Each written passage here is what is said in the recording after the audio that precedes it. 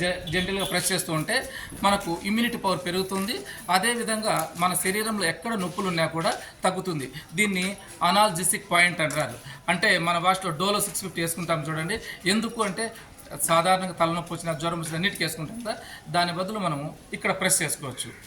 అదేవిధంగా మనకి చిటికినేలు వెంబడి తీసుకుని వస్తే ఇక్కడ ఫోల్డ్ అవుతుంది. ఈ ఫోల్డ్లో ప్రెస్ చేసినట్లయితే కనుక అసిడిటీ, చెస్ట్ పెయిన్. ప్రెస్ చేయడం ఎంతసేపు చేయాలి సార్? 1 నిమిషం నుంచి 2 నిమిషాలు అంతే చాలు. అది కూడా శుతిమెత్తంగా చేయాలి. ఎక్కువ గట్టిగా నొక్కడము, ఎక్కువ ఇది చేయడం అవసరం లేదు.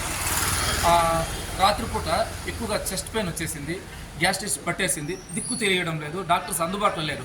వెంటనే చేయాల్సిన పని ఏమంటే ఇక్కడ ప్రెస్ చేసుకోవడం, ఈ భాగంలో ప్రెస్ చేసుకోవడము, 2 చప్పట్లు గట్టిగా తట్టి ఇది ప్రెస్ చేసుకుంటే ఏమవుతుందంటే గ్యాసెస్ అనేది రిలీజ్ అయిపోతాయి. గ్యాసెస్ అనేది రిలీజ్ అయిపోతే మనకు ఆటోమేటిక్గా ప్రాబ్లం అనేది తగ్గిపోతుంది. అదేవిధంగా మనం చాలామంది మోకాలు నొప్పులు ఎక్కువ అవుతుంటాయండి.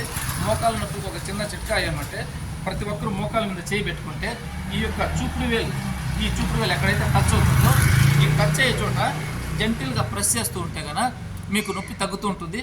అదేవిధంగా ఇలా ట్యాపింగ్ చేస్తూ ఉంటే కూడా మీకు ఇక్కడ సమ్ రసాలు అనేటివి ఊరుతాయి, అంటే జ్యూసెస్ అంటారనమాట. ఇవి ఊరి అవి కూడా తగ్గుతూ ఉంటాయి.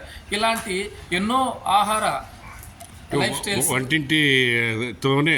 వంటింట్లో దొరికేటువంటి పదార్థాలతోనే వీలైనంత వరకు ఆరోగ్యం చూసుకోవచ్చు. అన్ని చూసుకోవచ్చు. ఇక మీరు మాన్యువల్గా ఈ అక్కడక్కడ టచ్ చేసే దాని వల్ల కూడా ఆరోగ్యం చేసుకోవచ్చు. సో ఇప్పుడు ఆయుర్వేదంగా మనం ఇంట్లో వాడేటటువంటి లవంగాలు, యాలకులు, తర్వాత వచ్చేసిందే ఈ చెక్క, దాల్చిన చెక్క, వీటిని ఉపయోగించి చాలా వరకు ఒబేసిటీ తగ్గించుకోవచ్చు.